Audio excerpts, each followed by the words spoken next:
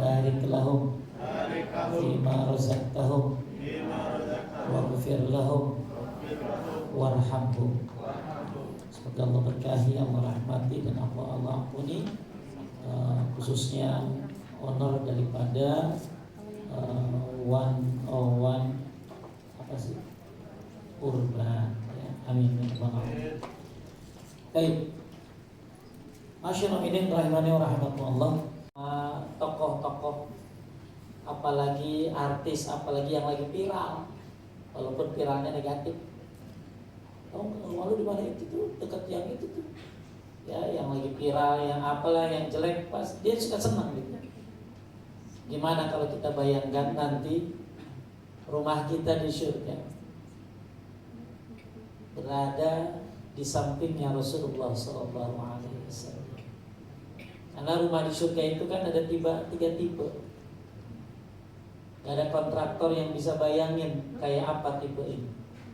Cuman ada dalam riwayat tipe yang pertama, tipe di pinggir surga.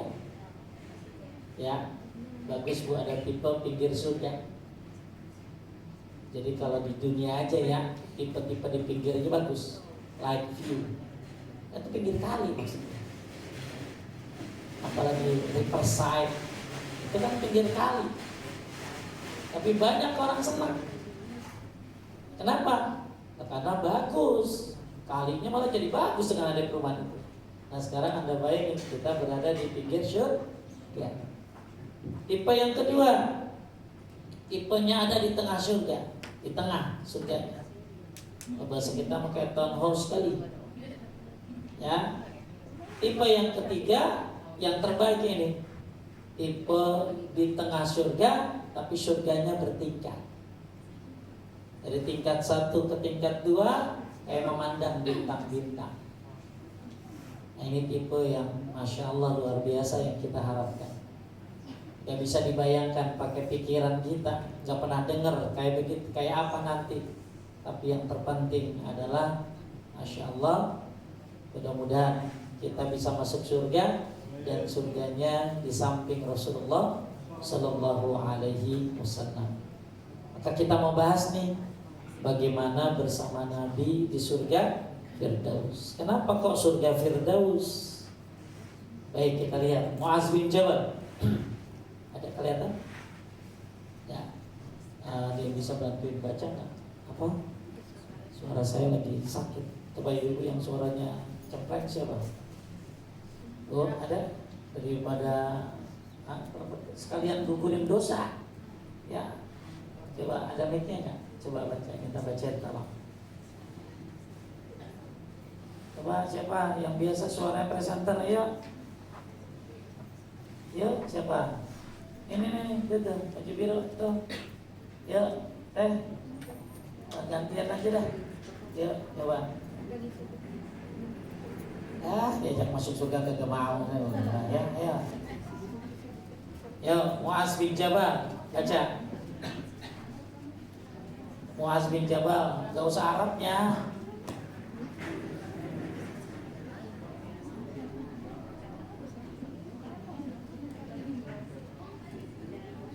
Mu'adz bin Jabal ada nggak?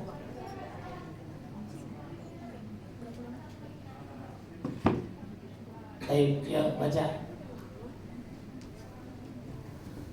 Biarkan manusia beramal karena sesungguhnya di jannah. Dari atas dulu dong, Mu'adz bin Jabal. Mu'adz bin Jabal radhiyallahu anhu berkata, Rasulullah sallallahu alaihi wasallam bersabda. Jawab sallallahu alaihi wasallam. Terus biarkan manusia beramal karena sesungguhnya di jannah surga ada 100 tingkatan. Jarak setiap tingkatan seperti jarak antara langit dan bumi. Dalam riwayat lain jaraknya sejauh 100 tahun perjalanan. Nah, keep dulu ya. Udah sampai habis kamu bacain ya. Nih. Jadi surga itu berarti ada berapa di sini tingkatannya? Ada 100. Ya, jaraknya Masya Allah masing-masing 100 tahun perjalanan. Berarti apa?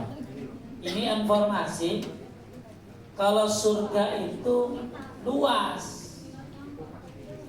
Ini informasi kalau surga itu luar biasa besarnya. Berarti tugas Anda ngapain? Ngajak orang untuk masuk. Jangan pengen masuk surga sendirian. Bu, berapa tadi luasnya? 100 tahun perjalanan. Ya, itu jaraknya tuh. Terus ibu sendirian gitu. Maka ajak temanmu. Ajak siapa lagi? Tentunya yang paling penting ajak lu warga. Ajak mertua, ajak teman-teman.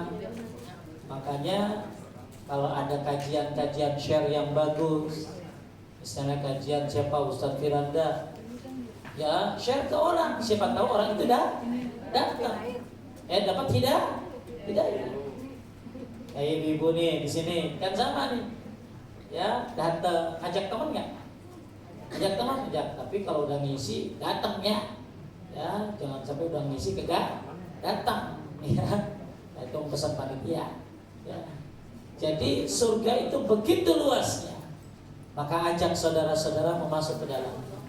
Jangan sampai Anda sendirian di sana. Baik, lanjut. Sedangkan Jannah Firdaus adalah tingkatan tertingginya, letak di tengah jannah, dan di atas Firdaus ada Arsy Ar-Rahman. Dari Firdauslah terpanjar sungai-sungai di jannah. Nah, kenapa Nabi di surga Firdaus? Kenapa Nabi di surga Firdaus? Karena itu surga yang paling apa? Tinggi. Ya. Terus letaknya ada di tengah. Dan ini yang paling hebat.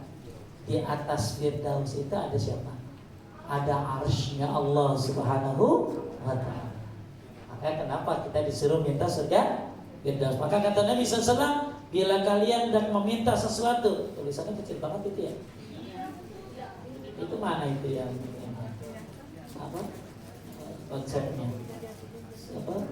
Apa sih ini banget kecil, nggak bisa satu-satu itu.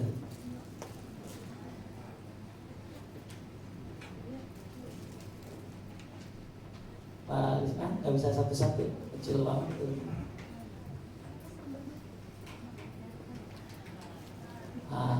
Ya.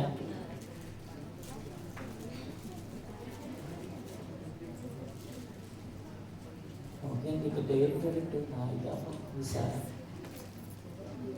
Maka bila kalian hendak meminta sesuatu kepada Allah, maka mintalah kepadanya Jannatul Firdaus. Maka boleh kita minta sama Allah, ya Allah masukkan aku ke surga Firdaus. Allahumma inni as'aluka Jannatul Firdaus.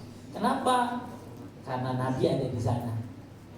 Ya kalau orang ya kadang-kadang kalau urusan dunia terlalu pede.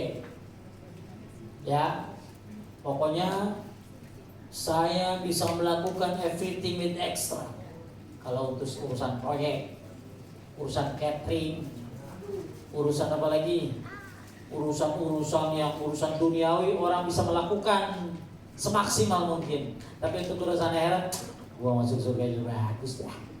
Ngayal-ngayal banget. Gak usah di pinggir, gua di luar aja. Kan asal keluar surga, gua pengen. Jangan, kita harus meminta yang paling tinggi. Apa yang paling tinggi itu? Jannatul Firdaus. Baik. Lanjut.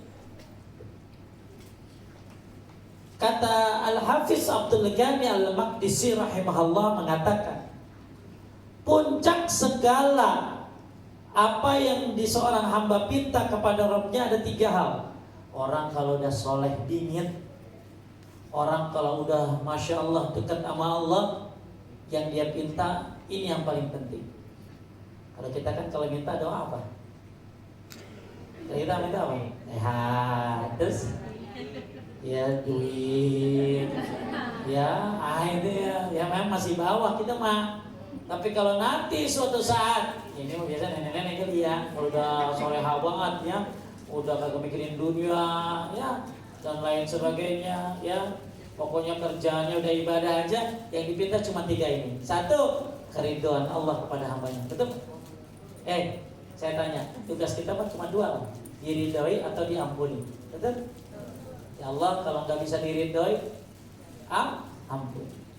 Makanya orang kalau udah soleh, kata Al-Hafiz Abdul Ghani Al-Maqdisi, permintaannya 3. 1, ini yang paling utama, keridhaan Allah kepada hambanya. 2, melihat kepada wajah Allah yang maha mulia. Ini nikmat yang paling indah nih nanti di surga, bukan bidadari. Ya, bapak-bapak kalau mikirin surga yang ada di otaknya itu aja, bidadari aja. Ya, bukan juga makanan dan lain sebagainya, tapi nikmat yang paling indah nanti di surga adalah melihat wajah Allah Subhanahu wa ta'ala. Yang ketiga, surga Firdaus yang paling tinggi. Jadi saya harapkan ya baru deh doa sehat, doa apa tuh, Bu? Lagi mau minta apa terserah dah. Orang dulu sampai garam di rumah kagak ada aja diminta. Ya, dalam doa. Minta apa? 1, minta apa? Ridha Allah. 2, melihat wajah. 3, masuk surga Firdaus. Inilah puncak permohonan seorang hamba kepada Allah Subhanahu wa ta'ala. Nanti kita bisa contohin ya. Ya, doanya 3 tadi nih, ya, mudah-mudahan. Terus selanjutnya ada pesan dari Ibnu Jauzi. Sebelum kita bahas tentang amalan agar bisa bersama Nabi di surga Firdaus, tentunya kita harus punya prinsip sebagaimana prinsip dari Ibnu Jauzi. Beliau berkata, lanjut. Baca. Lanjut ya. Siapa aja dia udah. Ibnu Jauzi kata, wahai jiwa-jiwa, berletih-letihlah sedikit dalam beramal soleh, maka engkau akan banyak beristirahat di surga Firdaus. Jadi kita tuh capek tuh cuma sebentar doang kok. Ya, capek itu cuma sebentar. Saya punya dulu ada orang nama Imam Ahmad. Ditanya oleh seorang, Ahmad, Syekh, kapan kita istirahat? Orang Islam kan banyak banget kerjanya. Coba dari mulai apa? Bangun tidur, tahajud, terus witir, apalagi laki-laki ke masjid subuh, zikir pagi, sore, wah ibadah, duha, banyak banget kerjaan kita. Salat qobliyah, ba'diyah aja ada 22 rakaat. Ya, nggak bisa ya 12. Tahajud aja bisa 11. Belum lagi sama ngelakuin banyak hal dalam Islam. Seolah-olah terlalu banyak ibadah. Makanya orang bertanya kepada Imam Ahmad, kapan kita istirahat? Kata Imam Ahmad, ketika kakimu diletakkan di surga pertama kali, disitulah kamu istirahat. Makanya kita nggak ada capeknya. Ya, capek. Habis ini ngapain? Habis ini ngapain? Habis nuntut ilmu ngapain? Makan. Tapi jangan keluar dulu. Ya, tunggu ustaznya selesai baru makan. Ya. Udah gua lagi ngomong pada bubar, pada ngantri di bawah. Itu mah ya, emak nih ya. Jadi dengerin dulu kajian sampai selesai. Nah, habis itu sholat asar. Habis itu selesai. Enggak, apalagi ibu-ibu jemput laki udah gede masih dijemput. Di mana? Di mana jemput? Ya kalau hari-hari biasa kerja di mana? Kereta, di stasiun. Habis itu ngapain? Sholat dan lain. Banyak banget kerja. Baca Quran, belum menuntut ilmu. Banyak ibu-ibu menuntut ilmunya. Sampai Senin sampai Ahad bisa ketemu saya 5 kali. Ya, luar biasa. Banyak banget taklimnya. Seragamnya pun berbeda. Senin beda, ya. Selasa beda. Banyak kerjaan kita. Karena memang di dunia bukan tempat istirahat. Dunia itu tempat beramal. Kalaupun kita istirahat untuk mengambil tenaga guna melakukan amal soleh berikutnya nanti setelah istirahat. Emang dikira tidur istirahat? Tidur mah cuma ngumpulin tenaga doang. Besok kerja lagi. besok beramal soleh lagi. Makanya udahlah, capek-capek sebentar di dunia. Demi apa? Demi istirahat yang panjang nanti di surga Firdaus.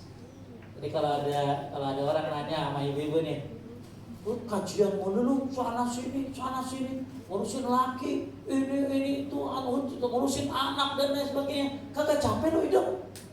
Simpel jawabnya, istirahat mah nanti di mana? Ya, makanya kata Ibnu Jauzi, saya ulangi, wahai jiwa-jiwa, berletih-letihlah sedikit dalam beramal saleh, maka engkau akan banyak beristirahat di surga Firdaus. Pertanyaannya, apa yang membuat Anda semangat untuk beramal? Seolah-olah ada orang yang beramal saleh itu gak kenal capeknya. Ya kayak Nabi SAW, sholat tahajud, rakaat pertama baca apa? Al-Baqarah. Lanjut An-Nisa. Lanjut Al-Imran. Kemudian ruku kayak berdirinya lamanya. Sujud kayak berdirinya lamanya. La haula wala quwwata illa billah. Ada orang kayak begitu. Kenapa? Karena Masya Allah kecintaannya kepada Allah luar biasa. Maka kita semuanya beramal pasti punya tujuan. Tujuannya apa? Ridho Allah, surganya Allah, bisa bersama Nabi di surga Firdaus.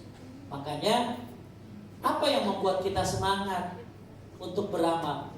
Ya, tadi semuanya dimulai dengan ilmu. Makanya kata Syekh Abdul Aziz bin Baz, bil ilmi takunun nufus wal amwal rahisah fi jalbi ridallah. Gara-gara ilmu, perhatiin nih, jiwa itu jadi murah. Benar? Jiwa ini jadi murah gara-gara ilmu. Tahajud males banget, berat banget, tapi karena tahu keutamaannya jadi taat sama suami apa pahalanya, Bu? Dalam yang baik, Bu, taat sama suami apa keutamaannya? Taat suami dan keutamaannya? Kan ibu-ibu mah enak. Taat pertama apa? Sholat 5 waktu. Terus puasa Ramadan. Terus jaga kehormatannya. Taat pada suaminya. Apa yang hasilnya? Ya apa? Pintu surga. Silakan masuk dari pintu mana saja. Pertanyaan yang berat? Sholat gak berat insya Allah. Puasa gak berat. Jaga kehormatan harus. Taat sama suami itu ya. Kalau lakinya ngaji langsung ngotot, no langsung di WA dengerin Ustaz, no taat sama suami. Tapi karena ibu tahu dalilnya surga ibu ada di suami, ridha suami, ibu tahu keutamaannya berbakti sama suami, maka jiwa akan murah. Melayaninnya tuh, ya laki-laki kan anduk kayak begitu, gak pernah benar ngerambut tuh. Ya, tuh, kalau ibu sabar punya tahu ilmunya, surga gua. Ya apalagi Bu yang susah buat mereka. Ya, mudah kerjain aja. Maka mudah-mudahan Allah mudahkan ibu untuk meraih surga. Ya, ingat ya Bu, ya, capek, semua capek. Pasti ini juga capek. Apalagi siang-siang begini akan tidur. Ya, ini kalau bapak-bapak nih kalau gua agak liatin molor kan mojok. Ya, apalagi yang samping tiang-tiang no. Ya. Udah mau tidur aja udah. Tapi karena tahu, makanya gara-gara catat penting nih. Bil ilmi takunun nufus wal amwal rahisah fi jalbi ridallah. Ya Mas Tori silakan coba. Mas Tori. 1, 2, 3. Syekh Abdul Aziz bin Baz mengatakan, bil ilmi takunun nufus wal amwal rahisah fi jalbi ridallah. Gara-gara ilmu jiwa ini akan murah. Gara-gara ilmu harta pun akan murah. Apa maksudnya? Jiwa yang malas akan murah kalau dia tahu apa keutamaannya sebuah amalan. Dan itu semua dari gara-gara ilmu. Keluarin harta berat. Sedekah susah. susah. Tapi karena tahu ilmunya, tahu keutamaan sedekah, maka harta pun akan murah, gampang kita akan keluarkan. Semua kuncinya ada di mana? Ilmu. Makanya gara-gara ilmu, hartamu, jiwamu akan murah dan kau akan berusaha untuk melaksanakannya. Semua kembali kepada ilmu. Udah panjang kan stories gitu. Baik. Ya, dah tuh. Makanya kata Imam Ahmad, manusia lebih butuh ilmu daripada makan minum. Orang bisa nggak makan, bisa nggak minum, bisa nggak minum 3 hari, bisa nggak makan 5 hari, tapi nggak bisa orang tanpa ilmu. Maka gimana supaya kita ketemu sama Nabi Muhammad? Harus ada ilmunya. Kagak bisa ngarang-ngarang. Lo ngapa begitu lo cikir? Lo kan ada orang bercikir. Lo ilmu lo. Itu praktek yang pertama-tama kejadian tuh. Lo kesana dikit, lo kesana dikit. Lo ngapa begitu? Biar gue ketemu Rasulullah. Wah, gak ada dalil ketemu sama Rasulullah cikir kayak gitu. Ya, jadi ketika Anda pengen ketemu Rasulullah, pengen bersama Rasulullah, ya tentu ada kuncinya. Kuncinya adalah ilmu. Maka kita akan bahas sekarang apa aja sih amalan-amalan yang bisa menyebabkan kita bersama Nabi Sallallahu Alaihi Wasallam di surga Firdaus. Yang pertama, lanjut baca. 10 amalan agar bisa bersama dengan Nabi Muhammad SAW di surga Firdaus. Udah mulai jawab sallallahu.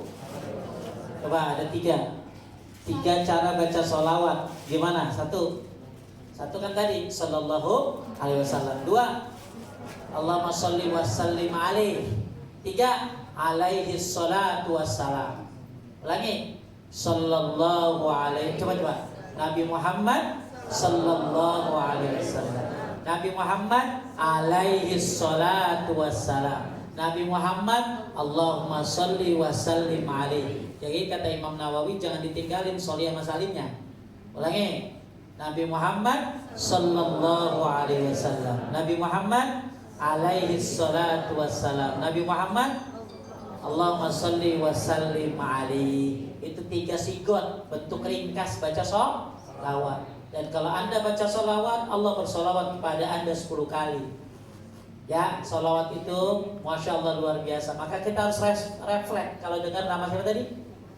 Jangan sampai ustadznya bilangin Nabi Muhammad. Wah, ngomong jangan. Jadi kita harus punya feeling gitu lah ya. Ya, ketika Nabi Muhammad Sallallahu Alaihi Wasallam. Coba ulangi teh.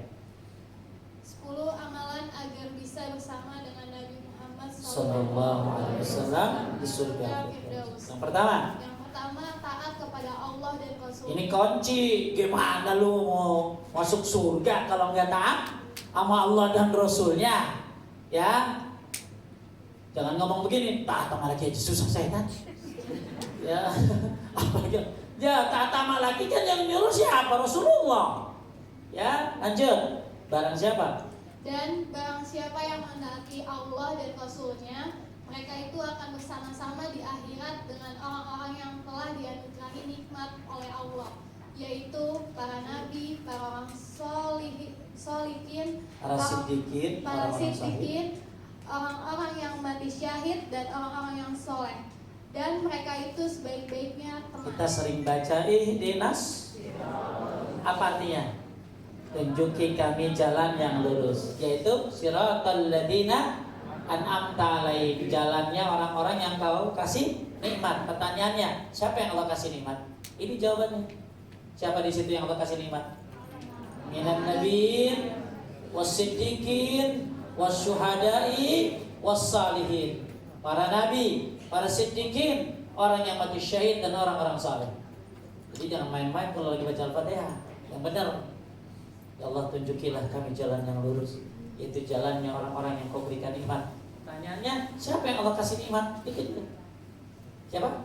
Nabi, siddiqin, syuhada, salih. Ya. Nah, barang siapa yang mentaati Allah dan Rasulnya, wa may yuti'illah wa rasul fa ulaika ma'al ladzina an'ama Allah 'alaihim. Siapa yang taat kepada Allah dan Rasulnya, mereka itu akan bersama-sama Nabi di akhirat. Bersama siapa? Bersama dengan orang-orang yang Allah kasih nikmat. Berarti kunci yang pertama, kalau pengen apa tadi? Bareng Nabi di surga, ya taat Allah, taat Rasul. Apa contoh taat Allah? Ya banyak perintah Allah kan?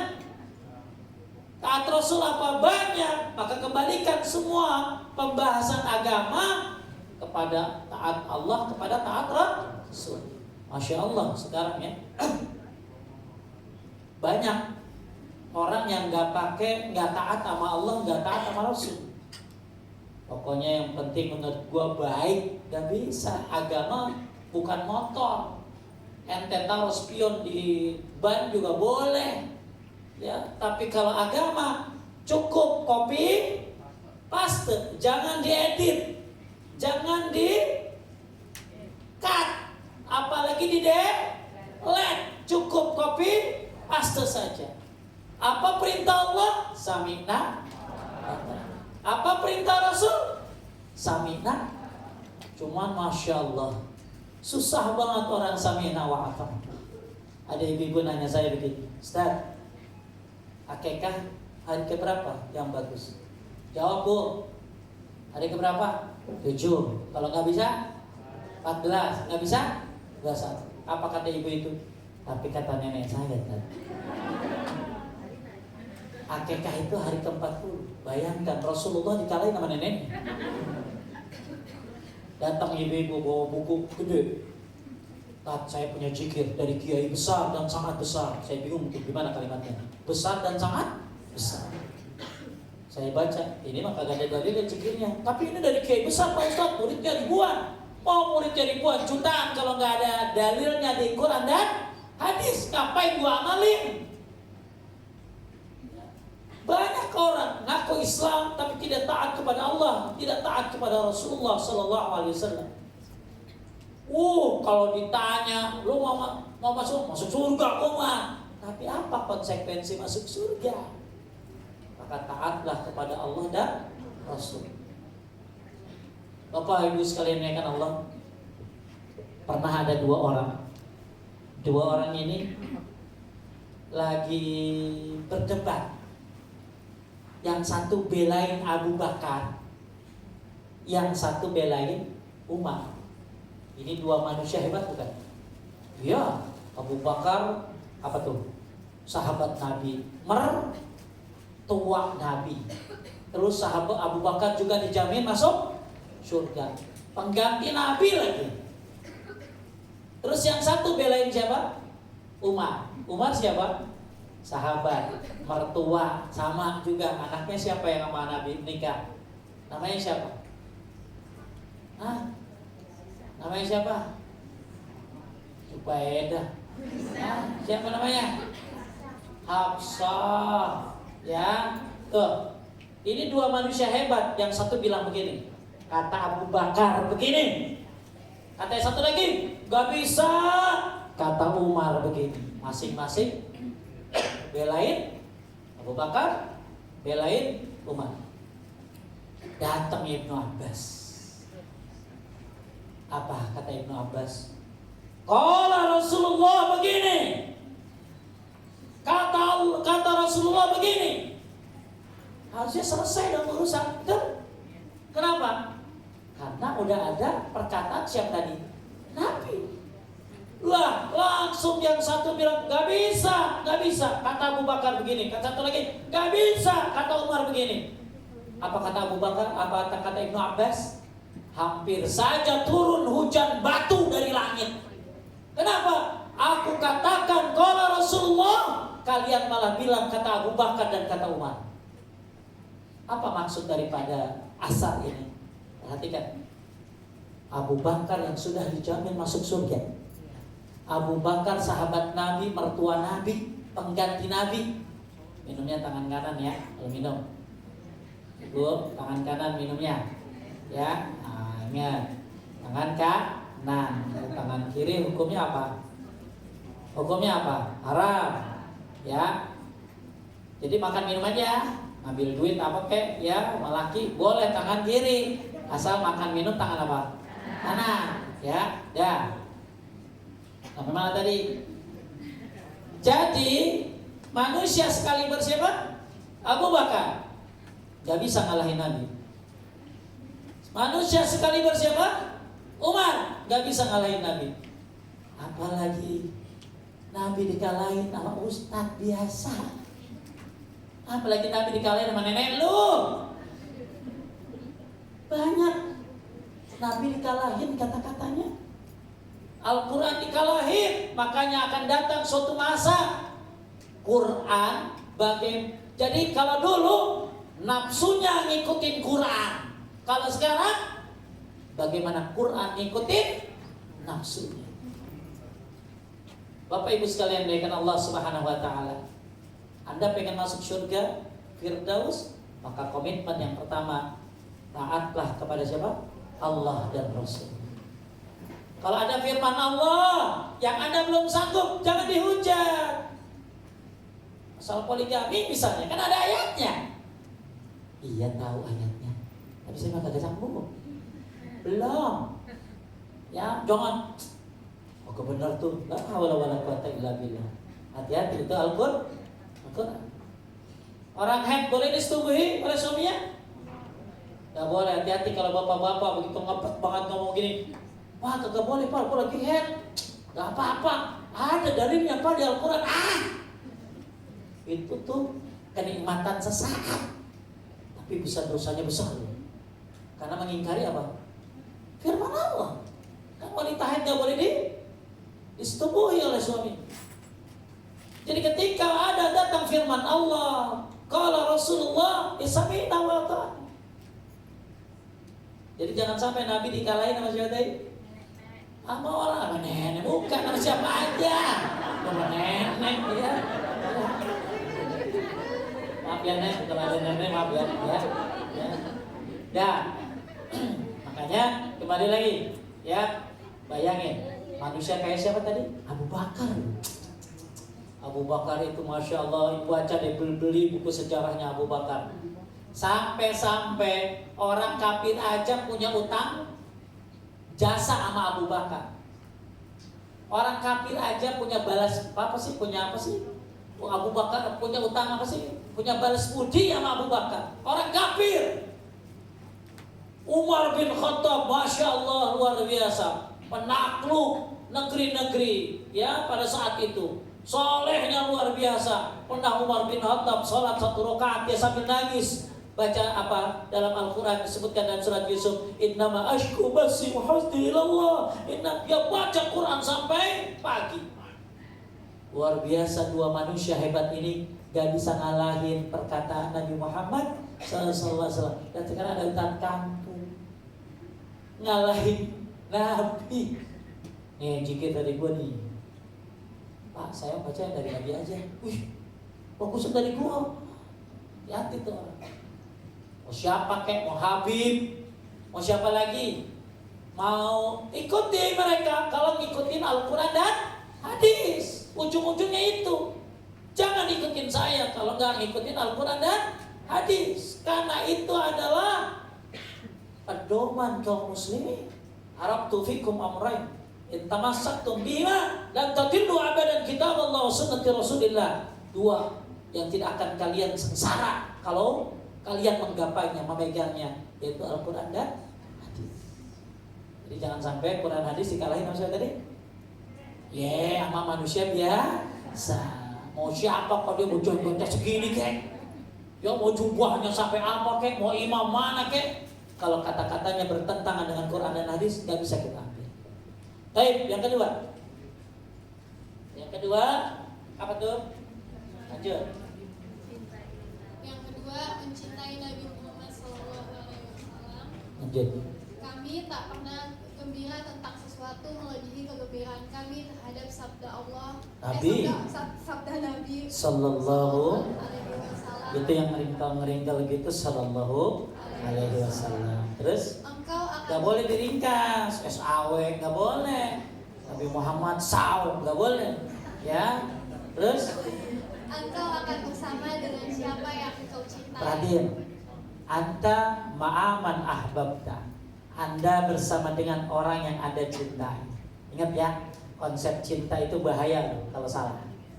Cinta sama drakor, silakan bareng sama mereka. Ya, daripada tobat dah. Ya, nenek drakor namanya. Ya. Apa? Siapa yang cinta sama artis-artis orang kafir? Mau yang bukan kafir lah, ya. Maka cintailah Nabi Muhammad sallallahu alaihi wasallam. Anda akan bersama dia. Ingat ya, Anda bersama orang yang Anda cintai. Tuh, ya. Lanjut. Anas berkata, aku mencintai Nabi Sallallahu Alaihi Wasallam, Abu Bakar dan Umar, dan aku pun berharap akan bersama mereka dengan sebab kecintaanku kepada mereka, meskipun aku tidak beramal seperti amalan mereka. Siapa yang bisa ngalahin amalan Nabi? Bisa? Susah kita kayak Nabi, ya Allah. Sholat maghrib orang mau bacanya pendek-pendek, Nabi baca al-A'raf 2 rakaat. 2 rakaat itu 206. Berarti baca 103 103. Rakaat pertama 103, rakaat kedua 103. Kalau ada imam begitu kayak hari gini, itu salam udah kagak ada itu. Ya. Masya Allah. Sholat apa tadi? Maghrib. Nabi sholat subuh baca surat Yasin 83 ayat. Kita nurutin Nabi mah Masya Allah susah, luar biasa.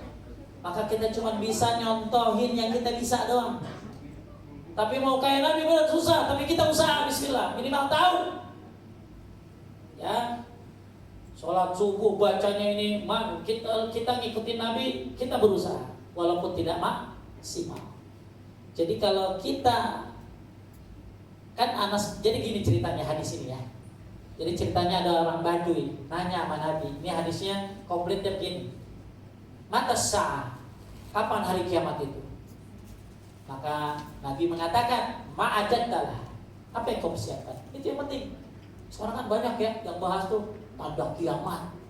Tanda kiamat 100 tahun akan muncul ini itu. Tanda kiamat banyak. Ada kiamat kecil, ada kiamat besar.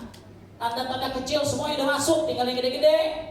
Tapi masalahnya, ngapain ente mikirin tanda-tanda kiamat? Yang terpenting adalah ma'adattalah, apa yang kau siapin. Kiamat bentar lagi, kiamat. Lu sholat belum ngomongin kiamat. Ya. Maka tanda kiamat sudah dijelaskan. Tinggal ma'adattalah. Apa yang kau persiapkan? Orang Baduy itu jawab, aku mencintai siapa? Mencintai Rasulullah sallallahu alaihi wasallam. Maka dalam riwayat Nabi bilang apa? Anta ma'aman ahbabta. Kamu bersama dengan orang yang kamu cintai. Anas bin Malik senang banget begitu dengar hadis itu. Kenapa? Inni uhibbu Rasulullah sallallahu alaihi wasallam. Aku cinta Rasulullah. Aku cinta Abu Bakar. Aku cinta Umar, walau lam a'mal bi'amalihim, walaupun aku belum bisa beramal seperti mereka. Bu, kita bisa beramal seperti Nabi? Saya bilang tadi, tidak. Banyak yang kita nggak bisa amalkan. Ya, kayak tadi bacaan apa tadi, sholat aja banyak yang kita nggak bisa amalkan. Ya, bahkan harusnya kan kalau subuh panjang. Ya, 170, 100 ayat. Saya pernah mau sholat subuh. Ada ibu-ibu, songong banget ya, ini harus pakai alat ya kalau ngaji ya. Mau sholat saya dibilang begini, jangan panjang-panjang kan. Masya Allah, itu kena mental loh. Saya itu jadi berubah tuh. Ya, tadinya mau bacanya agak panjang, jadi berubah tuh. Ya, ibu-ibu ini kadang-kadang banyak ngaji tapi gak punya alat. Ya, punya alat dikit, Ustaz digituin coba. Ya, kalau nanya, tat, ya Allah, tat. Jadi, itu sekali naikkan Allah, banyak hal-hal yang kita. Oke, sekarang kita turun sedikit. Kayak Abu Bakar bisa? Yang menyerahkan seluruh hartanya untuk Nabi. Boro-boro kita nyerahin buat Palestina aja susah. Kotak amal itu isinya berisik banget. Kubrak, 100 perakan baik. Nah, alhamdulillah tuh ada sebuah kotak amal. Itu ada CCTV-nya di dalamnya. Bagus tuh biar supaya bapak-bapak ngisi gede itu gitu tuh. Kotak amal ini berada dalam pengawasan CCTV. Anda ngasih berapa ketahuan, pasti gede-gede itu maksudnya. Ya, saya pernah lihat itu ada YouTuber bikin CCTV ditaruh di kotak amal. Dia mau isinya tuh cepetan mulu. Ya, ini ada yang Masya Allah yang isinya besar ya, Masya Allah. Baik, jadi kita kayak Abu Bakar nggak bisa. Ya Masya Allah Abu Bakar ya. Terus kemudian kata kayak Umar juga kagak bisa, bahkan kalau ada nabi setelah Nabi Muhammad Umar ya nabi, tapi kan nggak ada, nggak bisa jangankan kayak Abu Bakar Umar, kayak siapa? Kayak tabiin kagak bisa, kayak tabiut tabiin jauh. Aina nahnu minas salaf, di mana kita daripada mereka? Kayak Imam Syafi'i atau kayak ya nggak usah jauh-jauh dah, kejauhan itu mah kayak mak kita dah. Saya punya ibu, kalau malam dia tahajud 100 ayat. Karena memang tahajud itu bagus kan 10 ayat, kalau nggak bisa 100 ayat. Saya aja kagak bisa. Banyak orang-orang ibu-ibu yang amalannya Masya Allah yang sesuai syariat, anak-anaknya belum pada bisa. Makanya Anas bin Malik senang banget dengar hadis ini. Aku mencintai Rasulullah. Aku mencintai siapa tadi? Abu Bakar. Aku mencintai Umar, walaupun aku belum beramal seperti mereka. Maka Anda bersama Anda orang yang Anda cintai. Anda cinta siapa? Saya cinta Rasulullah, Abu Bakar dan Umar. Anda bareng mereka nanti surga. Dan gak bisa digabung. Boleh gak Ustaz cicipin artis itu di bawah? Saya cinta Rasulullah, Abu Bakar, Umar, terus juga apalagi yang Korea apa? Yang artis Korea siapa tuh? Apa? Awal arti dah ya. Itu enggak ya. Kan benar-benar aja dapat hidayah Pak Ustaz. Masya Allah segitunya. Ya, kali aja tuh si itu Kim apa sih? Bukan ya siapa? Ya apa? Ya ngerti dah ya. Kalau zaman kita makan Adi Lau ya, yang udah tua-tua mah gitu ya. Nah, saking yang udah dapat hidayah Pak Ustaz gitu loh. Ya kali aja. Tapi intinya cinta yang paling tinggi dong. Siapa yang paling tinggi? Rasulullah Sallallahu Alaihi Wasallam. Nah, pertanyaannya, gimana tanda cinta kita sama Nabi Muhammad Sallallahu Alaihi Wasallam? Tentunya tadi membela sunnahnya, mengajarkan sunnahnya. Apalagi Bu? Apalagi mengikuti sunnahnya. Terus apa lagi Bu? Pokoknya mendahului sunnahnya. Maka nggak boleh, kembali lagi kepada nomor 1 tadi, nggak boleh perkataan Nabi didahului oleh siapapun. Ingat ya, Abu Bakar dan Umar aja nggak bisa ngedahului, apalagi kita manusia-manusia biasa begini. Itu yang kedua. Yang ketiga, ini syarat nih. Ya kan kita ngaku cinta sama Nabi nih. Syaratnya coba baca. Iya, syarat. 1. Syarat cinta Muhammad Sallallahu Alaihi Wasallam. Yang pertama, mengakui kerasulannya dan meyakini di dalam hati. Ya, tetap bisa mengakui? Bisa. Harus mengakui, meyakini. 2. Yang kedua, mengucapkan dan mengikrarkan dengan lisan. Bagaimana kita mengikrarkannya? Asyhadu an la ilaha illallah, asyhadu anna Muhammadar Rasulullah. Maka terus yang ketiga, mengikutinya dengan mengamalkan ajaran kebenaran yang telah dibawakannya serta meninggalkan kebatilan yang telah dicegahnya. Yang keempat, membenarkan segala apa yang dikabarkan dari hal-hal yang gaib, baik yang sudah lewat maupun yang akan datang. Banyak ya, hadis-hadis cerita-cerita tentang tanda-tanda kiamat. Maka kita cuma apain? Cuma mentaatinya saja, mempercayainya. Terus selanjutnya mencintainya melebihi cintanya kepada dirinya sendiri, harta, anak, orang tua, serta seluruh umat manusia. Bisa Bu? Masya Allah. Mencintai Nabi melebihi daripada cinta kepada siapapun, bahkan cinta kepada diri. Masya Allah. Ini paling berat ini. Ya, ini kalau mau benar-benar cinta sama Nabi begini nih. Terus terakhir? Yang terakhir, mendahulukan sabdanya atas segala pendapat dan ucapan orang lain serta mengamalkan sunnahnya. Inilah konsekuensi kalau orang apa tadi? Mencintai Nabi Muhammad Sallallahu alaihi wasallam. Katanya cinta. Ya. Baik, kita masuk kepada yang ketiga, 10 amal yang nomor 3 yaitu apa tuh? Melaksanakan hukum Islam serta tidak durhaka kepada kedua orang tua. Lanjut. Seorang laki-laki telah datang kepada Nabi Shallallahu Alaihi Wasallam. Kemudian ia berkata, "Wahai Rasulullah, aku bersaksi bahwa tidak ada sesembahan selain Allah, dan sungguh engkau adalah utusan Allah. Aku telah sholat 5 waktu, menunaikan zakat hartaku, dan berpuasa di bulan Ramadan."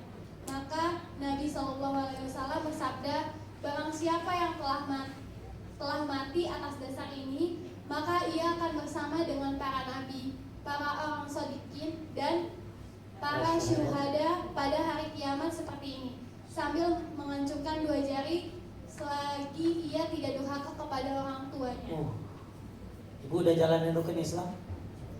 1, syahadat, betul? Asyhadu an la ilaha. Berarti konsekuensinya apa? Gak boleh syirik, gak boleh menyekutukan Allah. Banyak gak yang baca syahadat tapi syirik? Ya, saya ulangi, banyak gak yang baca syahadat tapi syirik? Nabrak kucing berhenti, nabrak orang kabur. Ada yang begitu? Percaya marah-malah bintang. Udah dia aja yang baca. Emang dia yang masuk surga kali. Ya, dia baca. Udah. Ya. Saya ulangi. Kita baca syahadat, tapi terus terang, saya curhat aja nih. Sholat, oke, betul? Puasa, oke. Zakat harus. Puasa Ramadan, udah tadi. Haji bagi yang kita jalanin semua. Tapi banyak orang yang tidak menjalankan nomor 1. Apa tuh? Asyhadu alla. Apa maksudnya? Tidak ada yang berhak disembah dengan benar kecuali. Sholat banyak, tapi kedukun member. Betul? Haji tiap tahun, umroh tiap bulan. Ya travel kali dia. Tapi luar biasa percayanya sama rumah tusuk sate. Rumah lu tusuk sate kok berkah tuh, uang dikelah lu. Puasa Ramadan rajin. Ada ibu tahajud sampai rajin yang sunnah. Dapat WA. Sebarkan WA ini kepada 10 orang. Kalau Anda tidak menyebarkannya, Anda akan celaka. Langsung dicari 10 orang. Sholat, betul? Puasa Ramadan, zakat, bahkan haji. Tapi nomor 1, lewat. Apa tuh? Asyhadu an la ilaha illallah. Kalau Muhammadur Rasulullah kan tadi dibahas, betul? Cara mencintainya. Sekarang nomor 1, bicaranya asyhadu an la ilaha illallah. Pakai peci haji, acaranya Roro Kidul paling depan.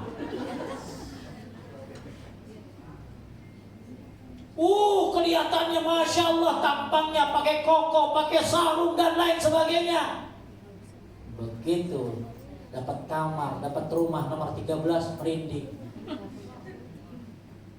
Pakai hijab syar'i, baca ramalan bintang, baca feng shui, acuy, apalah yang cuy-cuy. Ya. Banyak orang sholat, puasa, zakat, haji, bahkan saya pernah lagi haji, lagi umroh nih. Dia ke Jabal Nur. Jabal Nur tahu tempat Nabi dapat wahyu. Ada ibu ngambilin pasir. Saya tanya, buat apaan bu pasir? Iya Pak Ustaz, buat saya tebar nanti di salon saya. Biar ramai laku. Syirik. Tapi dia sholat, dia puasa, dia zakat, dia umrah malah nih. Mungkin mau haji, tapi tauhidnya hilang.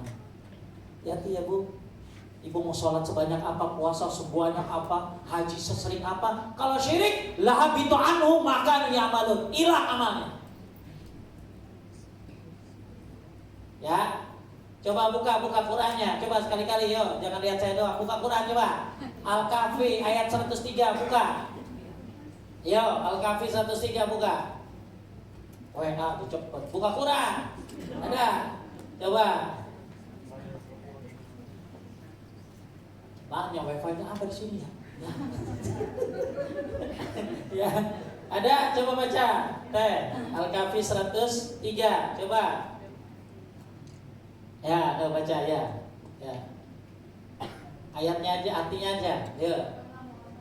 Ya, terus Qul hal nunabbi'ukum bil akhsarina a'mala. Artinya, katakanlah wahai Muhammad, apakah perlu kami beritahukan kepadamu tentang orang yang paling rugi perbuatannya? siapa dia? 104. Lanjut. Alladzi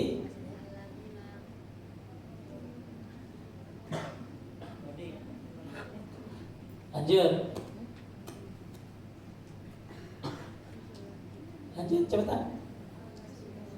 Alladzina dhalla sa'yuhum fil hayatid dunya wa hum yahsabuna annahum Wah, yuhsinuna ini mah ya hafizah ya. Masya Allah ya. Lanjut. Artinya itu orang yang sia-sia perbuatannya dalam kehidupan dunia sedangkan mereka mengira telah berbuat sebaik-baiknya. coba perhatiin 103 104. Mau nggak siapa yang mau nggak dikasih tahu siapa yang orang yang apa tadi? Apa yang saya singkat tadi? Orang yang rugi. Padahal dia menyangka amalnya banyak, padahal bangkrut. 103 104 ya, catat sampai rumah.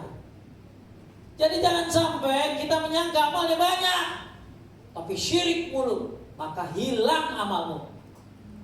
Allah berfirman, "Wa qadimna ila ma 'amilu min 'amalin faj'alnahu haba'an mansura." Ketika amalnya diperlihatkan, amalnya bagaikan debu yang berterbangan.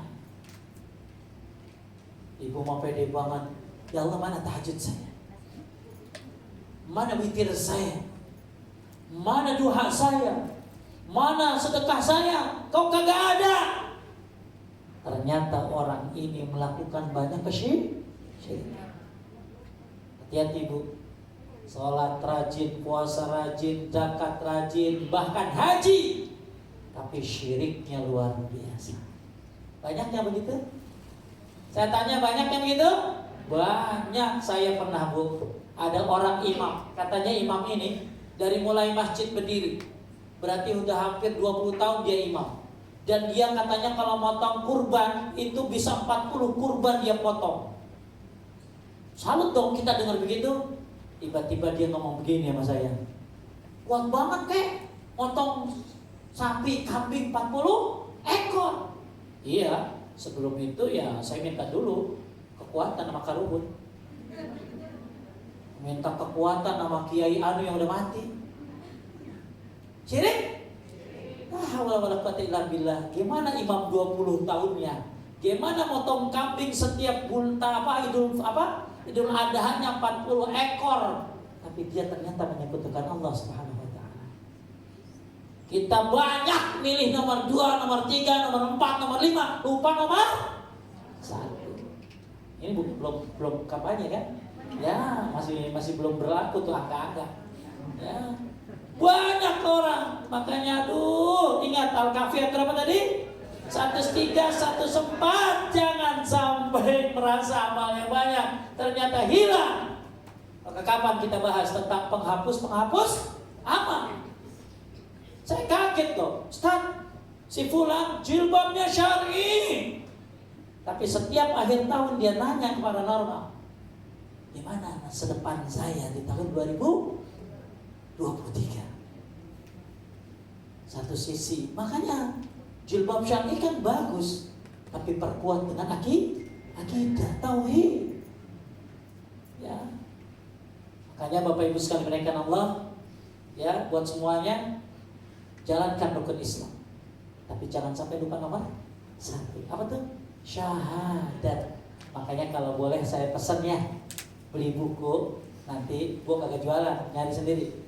Ya, beli buku judulnya Memahami 2 Kalimat Syahadat.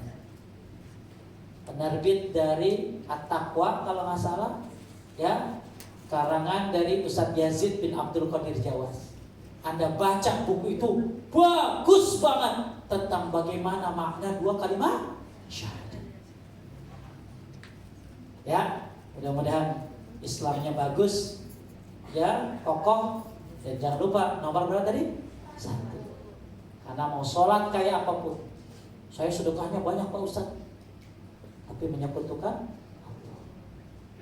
Ya, orang mayat, kita mayat dari mulai anak lahiran, ciri teh. Coba anak lahiran diapain? Dikasih apa anak lahiran? Dikasih kendi. Ya padahal kan mau pakai aqua atau apa kan terserah itu. Dikasih ini ari-arinya, ya kan? Ya dikasih apa lagi tuh? Kasih pensil katanya biar pinter, buka ke sekolah bodoh-bodoh baik. Ya, dikasih apa lagi? Ya, dikasih lampu biar anget katanya dan lain sebagainya. Ya, luar biasa kesyirikan itu. Sampai kedip-kedip mata aja udah ada isyarat katanya. Kenapa kok ya? Betuin kali. Dia mau digaplok iya. Ketiban cicak aja di masalah. Tuh, ya Allah. Ada apa? Coba ibu ya, ibu lagi betul beres-beres rumah, foto jatuh, pecah. Langsung, papa nggak apa-apa. Banyak kan nonton. Ya, saya tadi cerita benar loh. Ada ibu-ibu rajin tahajud, rajin puasa, tapi begitu dapat WA apa tadi? Sebarkan kepada 10 orang. Itu dia ketakutan. Yang sholat banyak, yang puasa Senin Kamis banyak, apalagi ibu-ibu, karena niatnya ngirit. Ya, karena niatnya juga salah, pengen langsing. Ya, banyak orang yang haji, umroh, zakat, tapi yang bertauhid itu sedikit. Maka mudah-mudahan Anda yang sedikit itu. Ya, jadi kalau memang mau kajian, saya mas sekarang mau kajian cuma 2 doang lah. Tauhid sama sholat boleh itu dong. Betul? Karena tauhid syarat masuk surga. Kita memang akhir-akhir pengen ngomong apa? Pengen apa? La ilaha illallah. Pengennya. Bagaimana ngomong la ilaha illallah? Orang Anda melakukan kesyirikan. Makanya sebelum tidur kata baca Al-Kafirun. Fa innahu bara'atun minasy-syirk. Supaya terbebas dari yang tadi syirik. Baca apa? Kan kita mah taunya ayat kursi, ya kan? Itu anak SD dia tahu. Ya kan Anda ngaji di sini nih di apa? 101 ini, ya. Hah? Ya pokoknya itulah, ya. Anda kajian di sini kan upgrade. Jangan pulang gitu-gitu lagi. Karena banyak tuh yang kajian, tapi terus. Harus nambah. Minimal apa tadi tahu? Tauhidnya kuat. Ya, ini. Ya, makanya kalau ada kajian bagus kajian apa tadi? Tauhid sholat udah paling penting itu. Ya, terus jangan lupa beli apa tadi? Buku apa tadi? Memahami 2 kalimat syahadat. Yang ketiga, udah. Nah, yang 5 ini ada syarat, jangan durhaka sama orang tua. Yang lanjut 4.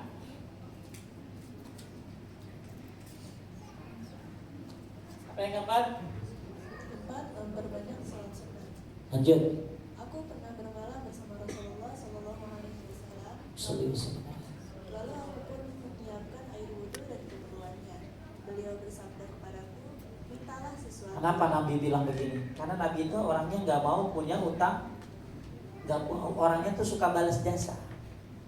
Ya, nggak ngelupain orang yang bantu. Kenapa? Orang ini ngapain? Nyediain tempat apa? Wudhu, air. Terus, maka aku menjawab. Aku meminta kepadamu agar aku dapat bersamamu di surga. Lihat, Pak sahabat tadi itu orangnya simpel ya. Kalau ditanya mau apa, jawabannya simpel mas. Pengen bareng Nabi di surga.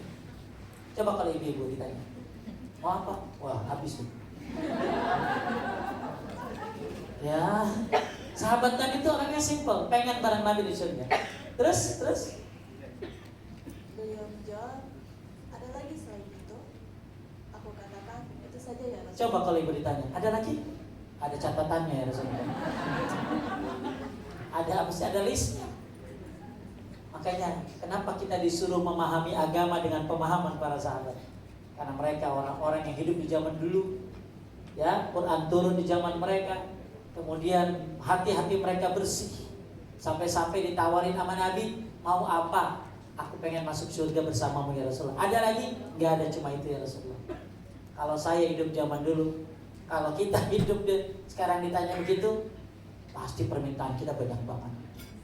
Ya, apa kata Nabi? Fa'anni ala nafsika bi kasrati sujud. Lanjut. Maka beliau bersabda, maka bantulah aku atas dirimu itu dengan memperbanyak sujud atau salat. Ya, jadi maksudnya salat sunnah. Makanya kalau ibu lagi malas salat sunnah kan malas bro. Qobliyah zuhur 4, ba'diyah zuhur 4, Masya Allah banyak amat. Amal zuhurnya 4 jadi berapa? 12. Dapat apa tuh? Dihindari dari api neraka. Berat emang. Ingat, bareng Nabi di surga. Itu motivasi kita ya. Kalau lagi malas ngerjain sholat duha, malas? Ya, kalau malas bareng Nabi di surga. Tahajud susah? Bareng Nabi di surga. Maka Nabi bilang fa'inni ala nafsika bi kasratis sujud. Bantu aku untuk mewujudkan keinginanmu. Apa keinginan dia tadi? Memperbanyak sujud. Keinginan dia apa tadi? Bareng Nabi di surga. Maka perbanyak sholat sunnah. Maka sekarang kalau lagi mau sholat sunnah malas banget. Aduh, pengen bareng Nabi. Allah Akbar.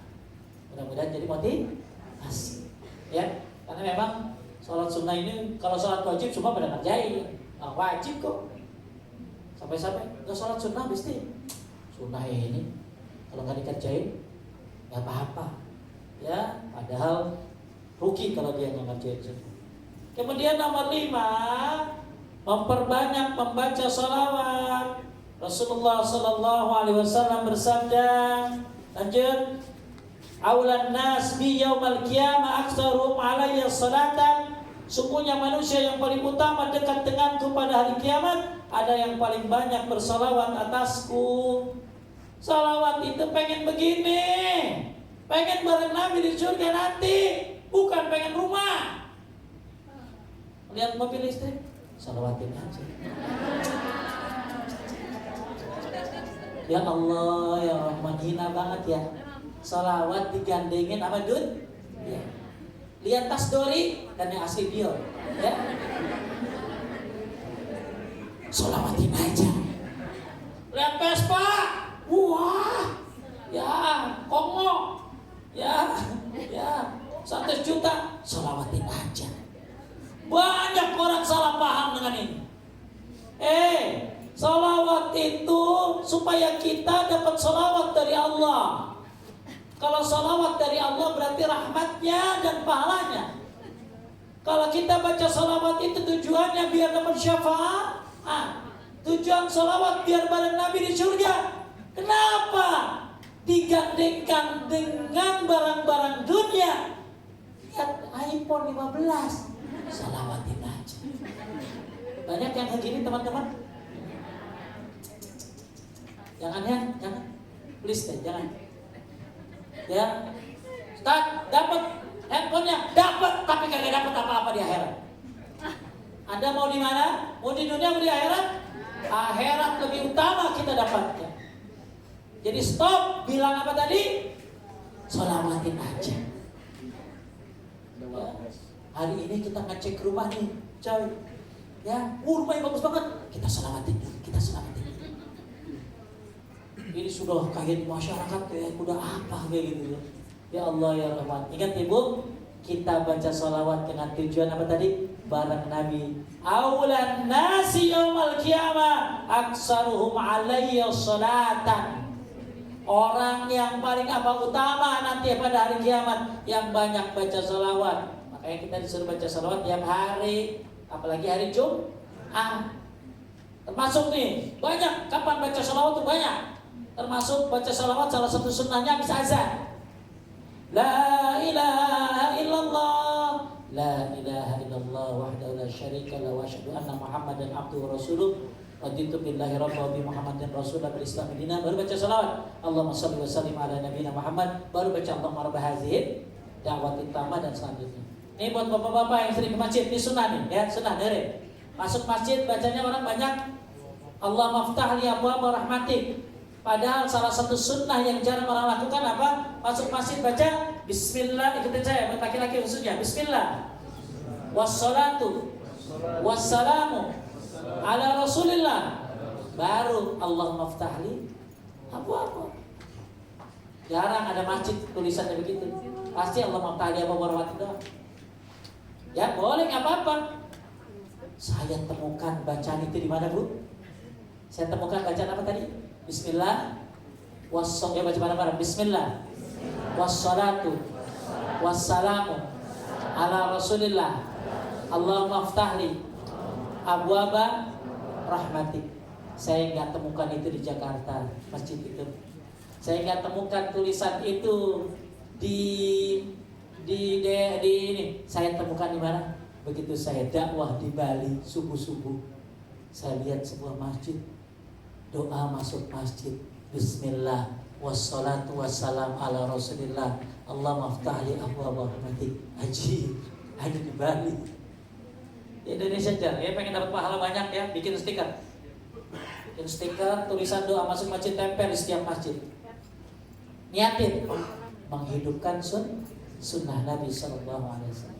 Banyak keutamaan baca sholawat. Tapi sayang, sekarang sudah dinodai oleh YouTuber, oleh selebgram. Katanya kalau apa-apa, mau apa, sholawatin aja. Anda baca sholawat agar bisa bersama Nabi di surga Firdaus. Rubah niatnya, ya. Baik.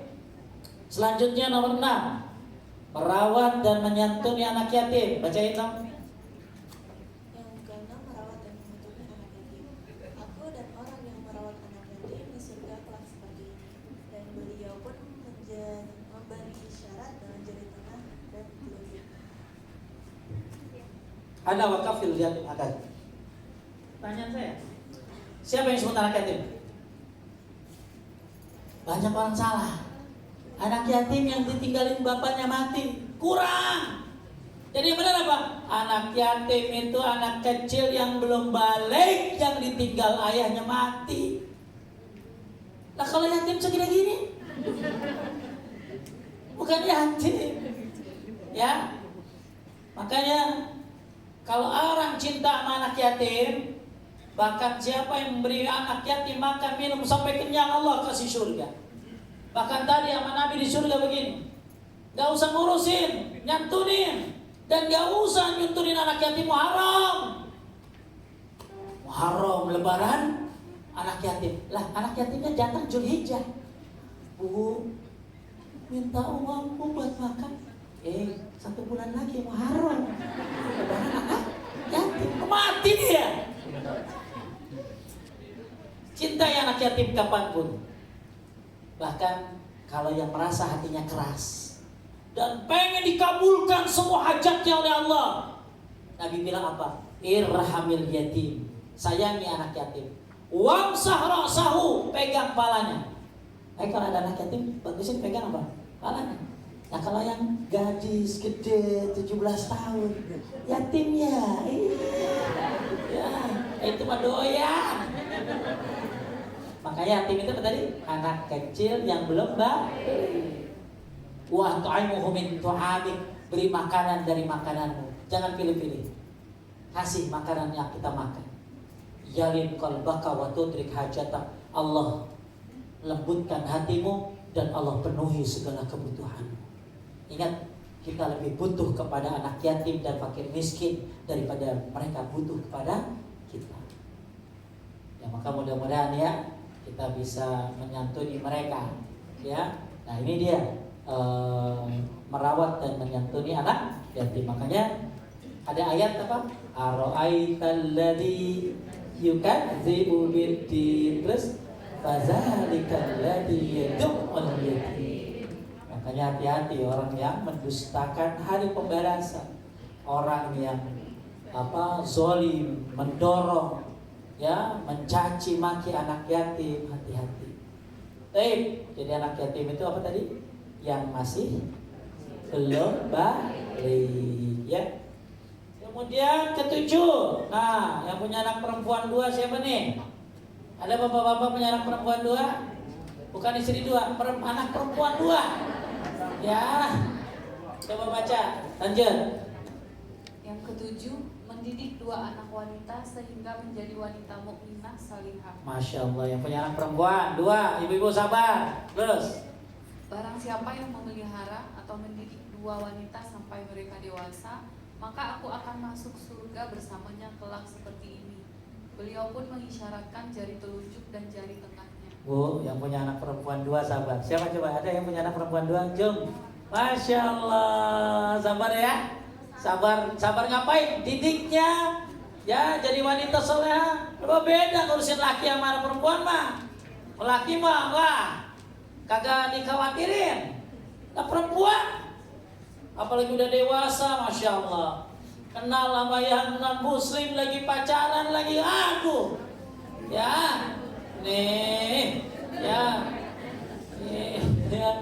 Nih, jadi ibu-ibu yang punya, dulu ada orang ibu, bu, ada sakit jangan ada anak, ada bapak punya anak perempuan 5. Marah dia sama istrinya, dan istrinya juga kan bingung. Emang anak dari siapa? Jadi ancam, pokoknya kalau anak ntar ke 6 kalau perempuan juga habis hubungan kita. Ini suami gak benar ya ini. Benar hamil lagi. Ya, perempuan lagi. Marah banget. Ini cerita nyata. Ya, akhirnya dia ngancem lagi. Kalau anak ke-7 perempuan lagi, ya gak ada maaf lagi. Malam-malam Allah kasih dia mimpi. Dia dilemparin ke neraka, si bapak itu. Anak yang nomor 1 si suruh jagain yang perempuan. Dia, ayahku ya Allah jangan masukkan dia ke neraka. Dilemparin ke neraka kedua. Anak yang nomor 2 jagain. Dilemparin ke neraka nomor 3, 4, 5. Sampai akhirnya di pintu neraka yang ke-6 si bungsu jagain ayahnya. Jangan kau masukkan dia ke neraka ya Allah, dia ayahku. Begitu dilempar ke pintu neraka yang ke-7. Pintu neraka ada 7.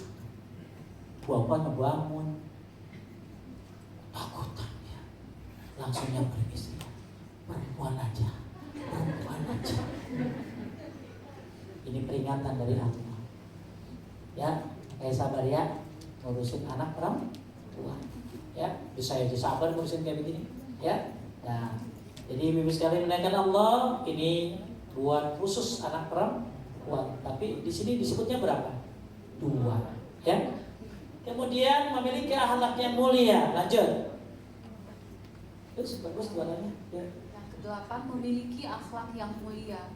Sesungguhnya seseorang yang paling aku cintai dan paling dekat majelisnya denganku di antara kalian pada hari kiamat di surga adalah yang paling baik akhlaknya. Orang yang paling baik akhlaknya, sholat si rajin, kajian rajin, tapi akhlak mah belajar, betul? Ya, jadi jangan mikir orang. Jadi akhlak itu pelajaran yang penting juga. Setelah tauhid, sholat, akhlak. Bahkan siapa? Bahkan orang yang berakhlak baik bisa mengalahkan orang yang tahajud di malam hari dan puasa sunnah di siang hari. Maka siapa yang malas tahajud, malas puasa sunnah, berakhlak baiklah. Yang hebat mah, udah dia tahajud, udah dia puasa sunnah, dia juga berakhlak baik. Bahkan asqalul mizanul mu'min yaumil qiyamah khuluqun hasanun. Manusia yang berat timbangannya nanti di akhirat adalah orang yang akhlaknya baik. Makanya di samping belajar apa tadi? Tauhid, belajar apa tadi? Salat, belajar juga apa tadi? Ibu-ibu mah kelihatan akhlaknya nanti begitu dadakan. Ya, lah depan saya Bu, depan saya ada, bukan ini ya, bukan kajian lain. Saya di depan ada ibu-ibu mesen mie ayam, salah. Kan biasa ibu-ibu suka banyak ada makanan kalau pengajian tuh. Ada yang mesen mie ayam, dibawainnya mie apa tahu? Wah, gimana sih? Hijabnya syai, ini syai, tapi mah akhlak belajar semuanya. Ya, makanya ibu kan kelihatan kalem-kalem banget ya. Laki-lakinya semuanya nunduk, semuanya. Gak ada takut. Ingat ya, Ya, akhlak baik ini Masya Allah memberatkan tim, bahkan bisa mengalahkan orang yang apa tadi? Orang tadi puasa dan sholat malam.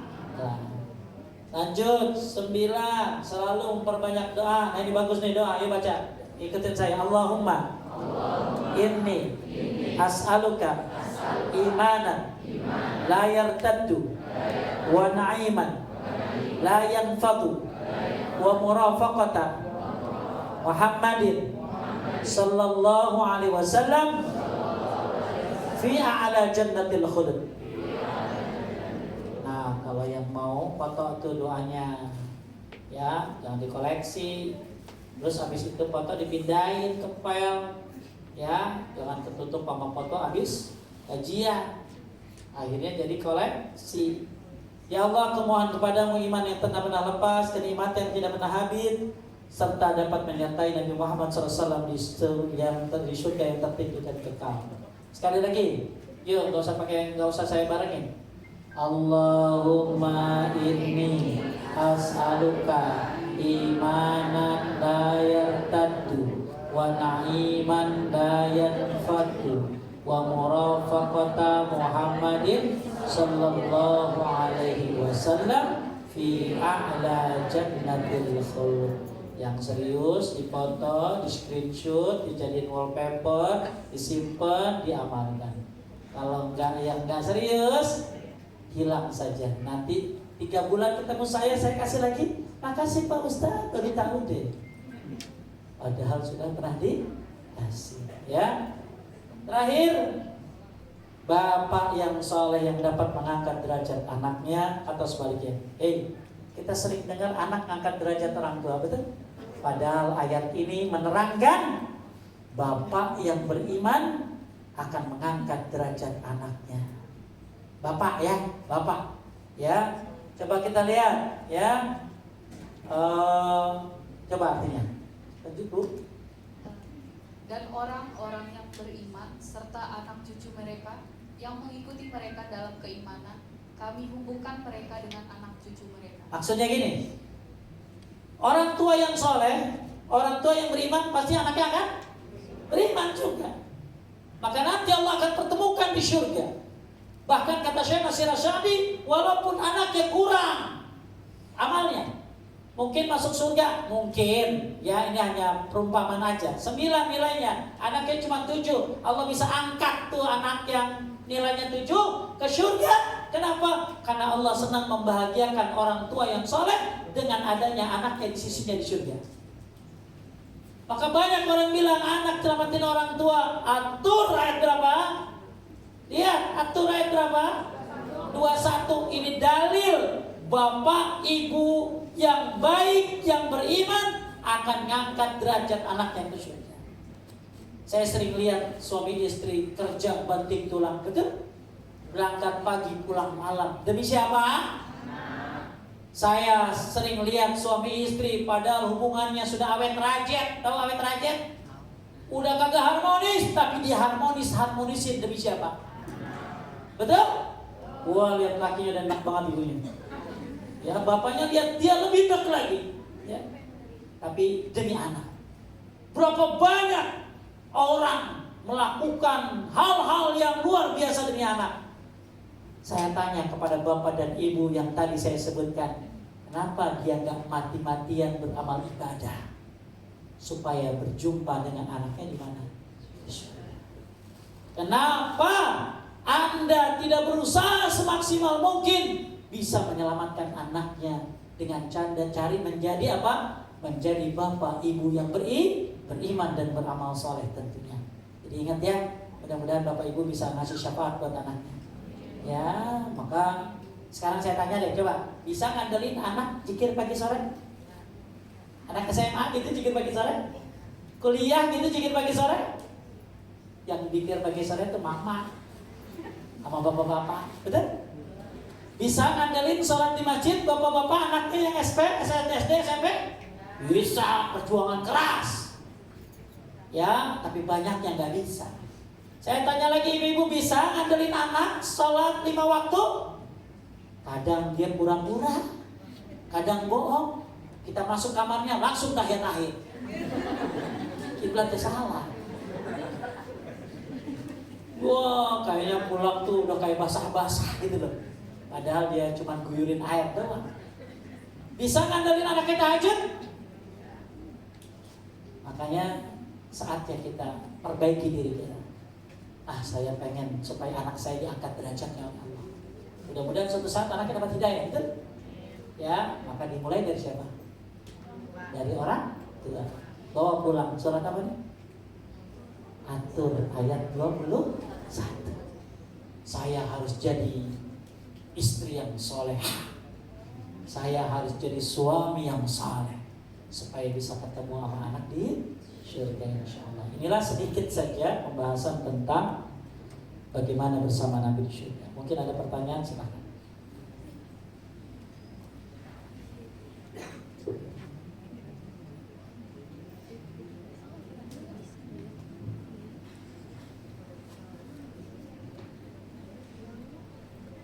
Ada? Ya, silakan Ibu. Bismillahirrahmanirrahim. Assalamualaikum warahmatullahi wabarakatuh. Mohon izin sebelumnya saya ingin menanyakan terkait dengan kita yang sudah tidak punya ayah dan kita tidak tahu ya apa yang terjadi dengan ayah kita itu sekarang, entah di mana dan bagaimana gitu. Kira-kira berdasarkan amalan-amalan ini bisa nggak sih kita ngirim doa untuk ayah kita untuk juga merasakan bagaimana bersama Rasulullah nantinya gitu, karena kan beliau juga sudah tidak bisa lagi mengharapkan itu gitu, dan tugas kita sebagai anak untuk mendoakan, bisa nggak? Baik. Pertama, ada amal-amal yang bermanfaat buat mayit. Sedekah buat mayit itu boleh ya, ijma ulama. Termasuk ibu jangan pernah lupa memintakan ampun. Minimal, siapa nama bapakmu? Ismail. Allahumma gfir warham Ismail, Abi Ismail. Allahumma gfir warham Abi Ismail. Kalau Anda rutin mendoakan dia, nanti dia datang ke akhirat nanya, Anna lihaza, ini surga buat saya. Ini surga buat saya ya Allah. Apa jawabnya? Istighfari waladika laka. Karena anakmu sering minta ampun buat kamu. Jadi kalau Anda sering minta ampun buat dia, bukan baca Fatihah, sering minta ampun, sering minta rahmat, Allah maghfir warham Abi, sebutin namanya, maka kalau Anda rutin terus minta, maka dia akan bilang apa tadi? Anda lihaza, ini surga buat saya Allah. Dijawab dalam hadis, bistighfari waladika laka, karena anakmu sering minta ampun buat kamu. Itu satu. Yang kedua, apa kebaikan-kebaikan ayah yang pernah kamu tahu? Pak Ismail tentu banyak kebaikannya. Yang sesuai syariat, ikutin teh. Ya, maka bapak akan dapat pahalanya. Karena kebiasaannya diapain? Diikutin. Yang ketiga, dalam kitab At-Targhib wa Tarhib ada seorang ayah atau orang tua ya, yang dapat baju yang indah di surga. Lalu ditanya dengan sebab apa? Karena anakmu pandai baca Al-Quran. Ini baru anak pandai baca Quran. Makanya ibu-ibu rajin-rajin baca Quran. Apalagi orang tua yang biayainnya. Maka orang tua akan dapat apa tadi? Baju yang indah nanti di akhirat. Terakhir, ini khusus buat ayah, bukan buat ibu. Dalam hadis diriwayatkan oleh Muslim, siapa yang baca salawat Allahumma sholli wa sallim ala nabiyina Muhammad, maka ada malaikat yang ngambil salawat itu lalu disampaikan kepada Nabi Muhammad, ya Rasulullah, umatmu menyampaikan, siapa nama ibu? Ratna Wilis. Ya Rasulullah, kata malaikat, ada umatmu, Ratna dia. Ya Ratna ya. Ya Rasulullah, ada umatmu namanya Ratna binti Ismail yang mengucapkan salawat kepadamu. Apa maksudnya? Siapa yang baca salawat, bukan hanya Allah bersalawat kepada dia, bukan hanya dapat syafaat, bukan hanya bersama Nabi di surga, nama bapakmu disebutkan di depan Nabi. Paham? Kita kan kalau bakti itu ibu emak mulu, bapak tuh kurang. Maka saya memotivasi diri saya untuk rajin baca sholawat Allahumma sholli wa sallim ala nabiyina Muhammad, dengan harapan bukan hanya syafaat, bukan hanya pahala, tapi nama bapak saya disebutkan di hadapan Rasulullah Sallallahu Alaihi Wasallam. Ini hadis riwayat Muslim. Selama ini yang ada di otak kita baca sholawat apa? Syafaat, betul? Apa yang ada di otak kita? Allah bersolawat. Tadi apa tadi? Bersama Nabi ini tambahin di otak kita. Kalau saya baca sholawat, nama bapak saya disebutkan di hadapan Rasulullah Sallallahu Alaihi Wasallam. Kita ya. Mohon izin. Nggak usah pakai izin. Mungkin bisa disampaikan lagi tadi bacaannya yang untuk dikirim untuk ayah. Terus mohon izin juga untuk bantu teman-teman dan kakak-kakak atau bapak-bapak yang ada di sini bantu kirimkan Al-Fatihah untuk. Ya kan tadi bukan Al-Fatihah doa. Ya intinya ya yang paling berhak mendoakan siapa? Anaknya, ya anaknya. Tapi ibu-ibu boleh doain dengan cara begini. Allahumma gfir lil muslimina wal muslimat. Atau pakai surat Ibrahim 41. Surat apa? Rabbana gfirli wali walidayya walil mu'minin, ampuni dosaku. Terus orang tuaku dan kaum mukminin, termasuk bapakmu di dalamnya. Jadi makanya kita doa rajin-rajin. Salah satunya doa yang terbaik surat apa tadi? Ibrahim ayat berapa tadi? 41. Ya, Ibrahim 41. Lagi sujud sebelum salam, maka bapak-bapak Anda termasuk bapak saya yang sudah meninggal ada di dalamnya. Ya, beruntung selama dia masih Islam. Jadi doanya tadi apa? Allah maghfir warham, sebutin namanya. Allah maghfir, apa lagi? Warham, sebutin namanya. Dah, itu lagi ya? Capek ya? Hah? Ada lagi? Udah? Ya, terakhir Ibu. Coba kasih mic-nya. Ya.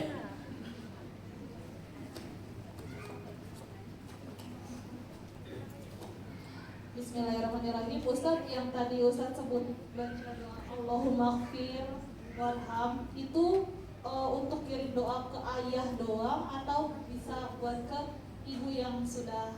Ya kalau sama ibu berarti Allahumma gfir lahuma warhamhuma. Atau Allahumma gfir lahuma warhamhuma kama rabbayani shaghira. Atau makanya kalau bersifat hebat umum, doain ibu, orang tua dan semua kaum mukminin. Surat apa tadi? Ibrahim 41. Nah, jadi kalau Ibrahim 41 menyeluruh, Anda dapat, orang tua dapat, terus kaum mukminin. Yang lebih hebat lagi, Anda dapat 1,6 miliar kebaikan dengan baca doa itu. Kenapa? Karena mendoakan kaum mukminin. Dan siapa yang mendoakan kaum mukminin, man istaghfara lil mu'minin wal mu'minat, kataballahu bikulli mu'minin wa mu'minatin hasanah. Siapa yang mendoakan kaum mukminin, mintain ampun, mendapatkan kebaikan sebanyak mereka. Sekarang kaum mukminin ada berapa? Katanya ada 1,6 miliar. Berarti kita dapat 1,6 miliar kebaikan dengan baca doa surat apa tadi? Ibrahim 41. Makanya rugi kalau orang gak suka doa dengan Ibrahim 41. Ya, itu ada diri kita, orang tua kita, dan kaum mukminin. Semoga Allah mudahkan, insya Allah. Mudah-mudahan ibu-ibu bisa mengamalkannya. Kita tutup dengan doa kifaratul majlis. Subhanaka Allahumma wa bihamdika asyhadu an la ilaha illa anta astaghfiruka wa atubu ilaik. Mohon maaf kalau ada kesalahan dan kekurangan, bantu doa. Saya juga masih sakit ya. Mudah-mudahan dimudahkan untuk bisa terus berdakwah sehat, dan mudah-mudahan ya Allah mudahkan kita untuk berjumpa dengan Rasulullah di surga Firdaus nanti.